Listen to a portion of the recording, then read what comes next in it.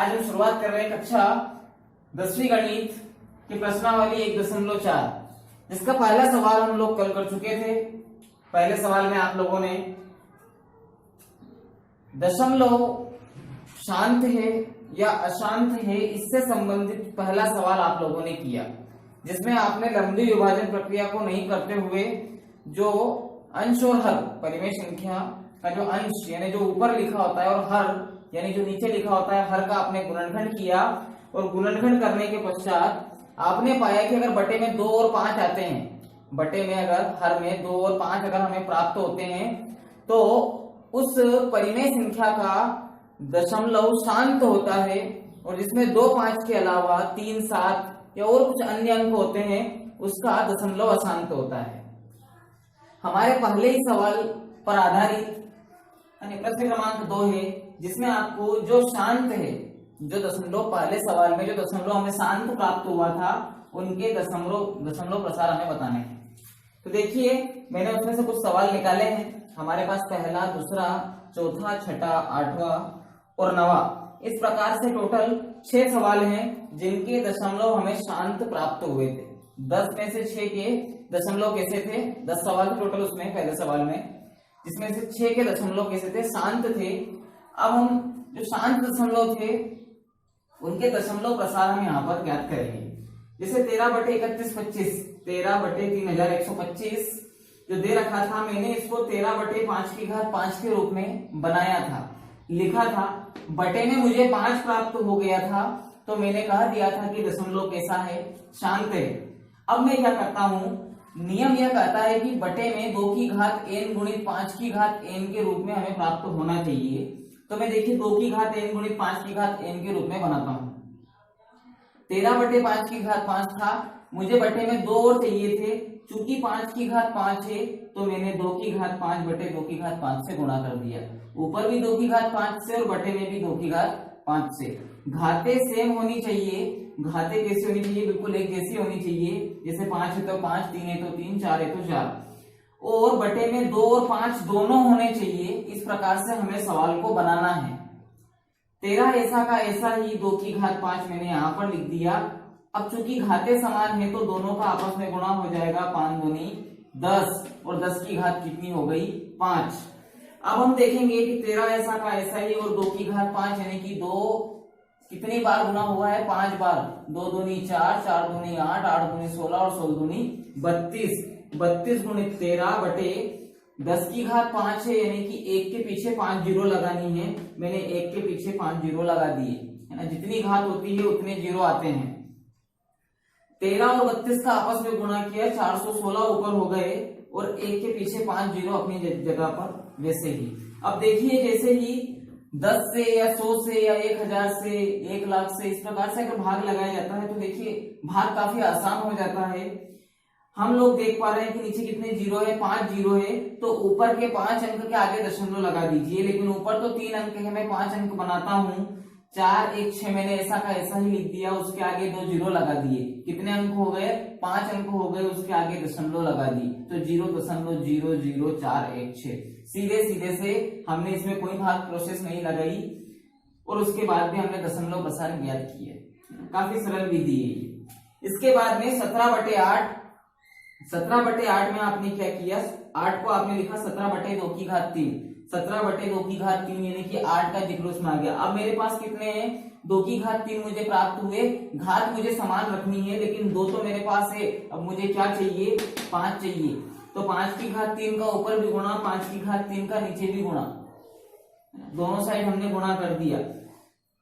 17 गुणित 5 की घात 3 यानी कि 125। 5 का 3 बार गुणा हुआ है, 5 में 25, 25 पंजे 125। 17 गुणित 125 बटे 10 की घात 3, 10 की घात 3 यानी कि 10 1 के पीछे कितने जीरो, 3 जीरो, दोनों का आपस में गुणा किया, ऊपर हो गई 2125। बटे में 3 जीरो यानी कि 3 अंक के आगे दशमलव लगा दीजिए, 3 अंक के आगे दशमलव लगा दिया। ये हो गया इसका दशमलव प्रसार। 15/1600, 15/1600, इसको मैंने गुणनखंड किया। कल हमने इसका गुणनखंड किया था, 2 की घात 6 गुणित 5 की घात 2, ये हमें प्राप्त हुए थे। 15 ऊपर ऊपर वैसे के वैसे ही। देखिए 2 की घात तो 6 है, लेकिन 5 की घात कितनी है, 2, कितनी घात कम हो गई हमारे पास, 4 घात कम है। तो मैं क्या करता हूँ, 5 की घात 4 का ऊपर गुणा, 5 की घात 4 का नीचे गुणा। पहले ऐसा ऐसे ही मैं यहाँ उतारता हूँ, 15/2 की घात 6 गुणित 5 की घात 2 गुणित 5 की घात 4 ऊपर और 5 की घात 4 नीचे। ऐसा होने से क्या हुआ, आधार समान हो। जब 5 की घात 2 का 5 की घात 4 से गुणा होगा तो आधार समान है दोनों के, 5 और 5 है तो ऊपर के 2 और 4 आपस में जुड़ जाएंगे। आधार समान होने पर घातें जुड़ती है, गणित का नियम है। 15 ऐसा का ऐसा ही 5 की घात 4 किया तो कितने हो गए, 625। अब यहाँ पर 5 की घात 2 5 की घात 4 आपस में जुड़ जाएंगे तो 5 की घात 6 बन जाएंगे और इधर 2 की घात 6 है, यानी कि 5 दूनी 10, 10 की घात 6 हो जाएगी। ऊपर 625 गुणित 15 है, आपस में इनका गुणा करूंगा तो आएगा 9375। दोनों का गुणा करने पर और 10 की घात कितनी है, 6, तो एक के पीछे 6 जीरो लगा दी। अब चूंकि 6 जीरो लग गई यानी कि 6 अंक के आगे दशमलव आएगा, लेकिन मेरे पास तो 4 अंक है, 2 जीरो आगे बढ़ा दी, उसके आगे दशमलव लगा दी, है ना। इस आगे वाली जीरो की कोई वैल्यू नहीं होती, है ना। ये जीरो लगाए तो भी चलेगा, नहीं लगाए तो भी चलेगा, लेकिन जीरो इसलिए लगाते हैं ताकि बीच का हमें वो दशमलव दिख जाए, क्लियर स्पष्ट रूप से दिखे। ये हमारे रहे 3 सवाल। अब आते हैं हम चौथे सवाल पर, है ना। जो चौथा सवाल है हमारा 23/2 की घात 3 5 की घात 2। इस सवाल को हम देखते हैं। चौथे सवाल में क्या करना है हम लोगों को, 23/2 की घात 3 5 की घात 2 हमें दिया गया है। देखिए 2 की घात 3 दे रखा है, 5 की घात 2 दे रखा है, यानी कि इसमें एक 5 और अगर और होता, 5 की घात भी 3 होता तो हम इसको 10 की घात 3 लिख लेते, तो बना लेते हैं वैसे ही। 23 गुणित 5 ऊपर करता हूं और 2 की घात 3 5 की घात 2 मैं गुणित 5 और कर देता हूं। 5 की घात कितनी है, यहाँ पर 1 है, 2 और 1 कितने हो जाएंगे, 3 हो जाएंगे। 23 का 5 में गुणा किया तो 5 दिया 15, 15 की 5 हासिल आ गए 1, 5 दूनी 10, 10 और 1 11, 115। अब बटे में क्या हो गए, देखिए 2 की घात तो 3 अपनी जगह पर ऐसा का ऐसा ही, 5 की घात 2 और 5 की घात 1 जुड़ जाएंगे आपस में, 5 की घात 3 बन जाएंगे। बीच में गुणे का निशान है ना, बीच में गुणे का निशान इस दशमलव के जैसा दिखाई देता है ना, गुणे का निशान है। 115 बटे कितने हो जाएंगे, 5 दूनी 10, 10 की घात कितनी हो गई, 3। 115 बटे 10 की घात 3 यानी कि कितने जीरो आएगी, इसमें 3 जीरो आएगी, और 3 जीरो का मतलब ऊपर कितने अंक के आगे दशमलव लगेगा, 3 अंक के आगे, तो 115 इसके आगे लगा देंगे हम दशमलव, 3 अंक के आगे लगाना है दशमलव, और यहाँ पर हो जाएगा क्या, 0। तो इस प्रकार से जो हमारा आंसर रहा क्या रहा, 0.115। ये रहा हमारे चौथे का। आते हैं अगले सवाल पर। छठे सवाल का रहा हमारे चौथा सवाल तो हमारा यहाँ तक था। सॉरी, तीसरा अंक जो आपने तीसरा जो सवाल देखा है ना, पहला दूसरा सही है, लेकिन इसका जो अंक था वो कौन सा था, चौथा, और इसके बाद अब कौन सा अंक आ गया हमारा, छठा। जो दशमलव जिसके शांत थे हम उसी को हल कर रहे हैं, बाकी को हम क्या कर रहे हैं, हल नहीं कर रहे हैं। जो पहले में 10 सवाल थे जिसमें जिसके दशमलव शांत थे, केवल हम उन्हीं सवालों को हल कर रहे हैं। अब हम करेंगे सीधे सीधे से कौन सा सवाल, चौथे के बाद में आठवां सवाल है हमारा 6/15। 6/15 चूंकि इसका दशमलव शांत है, दशमलव शांत है तो हमने इसको क्या किया था, कल कैसे हल किया था, 6/3 गुणित 5, क्योंकि 3 पंजे 15, 15 के गुणनखंड, 3 संगे 6 को काट दिया, 3 दूनी 6, तो कितने हो गए, 2/5। अब बटे में 5 है, लेकिन मुझे कितना और चाहिए, 2 और चाहिए, तो 2 का ऊपर गुणा, 2 का नीचे गुणा, है ना। घाते एक एक ही, 2 दूनी हो गए 4 और 5 दूनी हो गए 10, 1 जीरो यानी कि एक अंक के आगे दशमलव लगा दिए, 0.4। ये रहा हमारे 8वें का उत्तर। आता है नवा सवाल 35/50। 35/50, 50 को लिख सकता हूं मैं 2 गुणित 5 की घात 2, 5 में 25 और 25 दूनी 50, 2 की घात 1 है, 5 की घात 2 है, यानी कि मुझे 1 2 और चाहिए, तो मैंने 2 गुणित 2 फिर से कर दिया।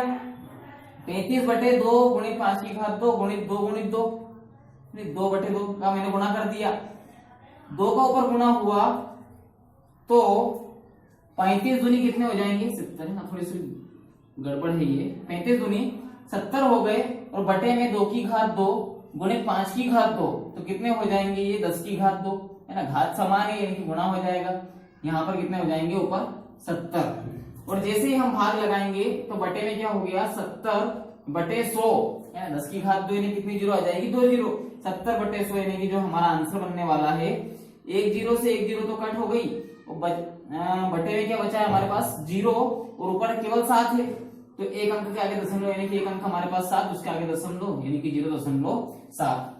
ये रहा हमारा प्रश्न नंबर 2। जो दशमलव शांत थे हमारे पास, शांत दशमलव थे, उनका हमने क्या लिख दिया, दशमलव प्रसार हमने लिख दिया। अब हम आते हैं हमारे तीसरे प्रश्न पर। देखिए आते हैं प्रश्न नंबर 1.4 के तीसरे प्रश्न पर। प्रश्न में दिया गया है दशमलव प्रसार से बताइए कि संख्या परिमेय है या नहीं। अब दशमलव प्रसार हमें दिए गए हैं, 3 सवाल है केवल, और इनको देखकर हमें ये बताना है कि परिमेय संख्या ये है या नहीं है, और तथा हर के बारे में भी हमें कुछ कथन कहना है। देखिए क्या है, पहला सवाल है आपका 43.123456789। दशमलव के बाद के अंक अलग अलग बोले जाते हैं, इसलिए मैं 123456789 बोला हूं। अब इसमें क्या करूंगा, मैं सबसे पहले इनके बटे में 1 लगाऊंगा, दशमलव हटाऊंगा और दशमलव के पीछे जितने अंक हैं उतनी में 0 लगाऊंगा। तो 9 अंक है मेरे पास, तो 1 2 3 4 5 6 7 8 9, मैंने 9 0 लगा दी। अब मैं इसको क्या करूंगा, 43, अब क्या बन गई है 43, 1 2 3 4 5 6 7 8 9 बटे 10 की घात कितनी हो जाएगी, 9। 9 0 मतलब 10 की घात 9, और जब 10 की घात 9 हो गई तो 43, 1 2 3 4 5 6 7 8 9 बटे 10 की घात 9 को मैं क्या लिख दूंगा, 2 की घात 9 और 5 की घात 9। तो देखिए सबसे पहली बात तो हमारी जो परिमेय संख्या है, जो हमारा जो पहला सवाल है, उसमें जो हर है वो 2 की घात 9 गुणित 5 की घात 9 के रूप में है। जो हमारा हर है वो कैसा है, 2 की घात 9 गुणित 5 की घात 9 के रूप में है, के रूप में है। यानी कि संख्या कैसी है, हमारी परिमेय संख्या है। जब 2 की घात 9 5 की घात 9 के रूप में आ गया तो संख्या कैसी हो गई, हमारी परिमेय हो गई। और साथ ही हमने ये कथन भी बता दिया कि हर के बारे में हमें कुछ कथन कहना था। तो कथन कैसा है हमारे पास कि हर कैसा है, 2 की घात 9 गुणित 5 की घात 9 के रूप में है। ठीक है, दूसरा सवाल है हमारे पास 0.120 1200 12300, इस प्रकार से आगे बढ़ता चला जा रहा है। देखिए पता नहीं है कि अगर मैं इसके नीचे दशमलव हटाकर अगर 0 लगाऊंगी तो कितनी लगाऊं, कोई अता पता मुझे यहाँ पर नहीं है। इस कारण से हम कह देंगे कि यह संख्या कैसी है, हमारे पास अपरिमेय है, क्योंकि हम इस संख्या को अंश और हर के रूप में नहीं तोड़ सकते। इस संख्या को हम अंश और हर के रूप में नहीं तोड़ सकते। ना तो ऊपर 0 की कोई लिमिट है, अंक की कोई लिमिट है, और ना ही नीचे, ना तो अंश में कोई लिमिट बता रखी है ना हर में, इसलिए संख्या कैसी हो गई, अपरिमेय होगी। इसके हर के बारे में हमें कोई कथन नहीं करना है। तीसरा सवाल है हमारा 43.123456789 के ऊपर क्या लगा हुआ है, बार लगा हुआ है, ये बार लगा हुआ है। अब देखिए बार का मतलब क्या होता है कि ये अंक बार बार आ रहे हैं, 1 2 3 4 5 6 7 8 9, फिर से 1 2 3 4 5 6 7 8 9, फिर से 1 2 3 4 5 6 7 8 9। ये भी काफी लंबे चले जाते हैं, इनका भी कोई फिक्स नहीं है कितनी ये संख्या आगे जाएगी। लेकिन फिर भी हम इसको कक्षा 9वीं में आप लोगों ने पढ़े थे बार के सवाल, इस आधार पर हम इसको 43 1 2 3 4 5 6 7 8 9 के बटे में 9 बार हम 9 लगा सकते हैं। 9 बार कितनी बार लगा सकते हैं, हम 9 लगा सकते हैं, 3 3 6 और 3 9, इनके बटे में हम 9 बार 9 लगा सकते हैं। देखिए अगर बार नहीं लगा होता तो कितनी बार, 9 बार 0 लगा दिया एक के पीछे, और अगर बार लगा होता है तो क्या लगा दीजिए, इनके नीचे इतनी ही बार 9 लगा दीजिए। यानी कि ये भी परिमेय संख्या के रूप में परिवर्तित हो गई। तो ये भी हमारी परिमेय संख्या है। और हर के बारे में आप क्या कथन कहेंगे कि इसका हर कैसा है, 10 की घात n माइनस 1 की घात n के रूप में, 10 की घात n माइनस 1 की घात n के रूप में। मान लीजिए कि 10 की घात 9 है, 10 की घात 9 है तो 1 की घात भी 9 हो जाएगी। और जब 10 की घात 9 में से आप 1 की घात 9 घटा देंगे तो आपको 9 बार ये 9 अंक प्राप्त हो जाएंगे, 9 बार आपको 9 अंक प्राप्त होगा। तो इस प्रकार से हम कह सकते हैं कि जो हमारा पहला सवाल है वो परिमेय है, जिसका जो हर है वो 2 की घात 9 गुणित 5 की घात 9 के रूप में है। दूसरा सवाल है वो हमारा अपरिमेय है, इसके हर के बारे में हमें कुछ नहीं कहना है। और जो तीसरा सवाल है हमारा, ये भी परिमेय है, ये भी परिमेय है, लेकिन जो इसका हर है वो 10 की घात n माइनस 1 की घात n के रूप में है। ठीक है, इस प्रकार से आज हमारी प्रश्नावली और हमारा अध्याय समाप्त होता है। कल से हम शुरुआत करेंगे हमारे अध्याय 2 की, जिसमें मैं आप लोगों को बहुपद आपको मैं पढ़ाऊंगा। उसमें बहुपद क्या होते हैं, कितने पद उसमें पाए जाते हैं, पदों की संख्या क्या होती है, पद किन्हें कहते हैं, घात क्या होती है, इस प्रकार की विभिन्न अवधारणाएं मैं आपको कल समझाऊंगा।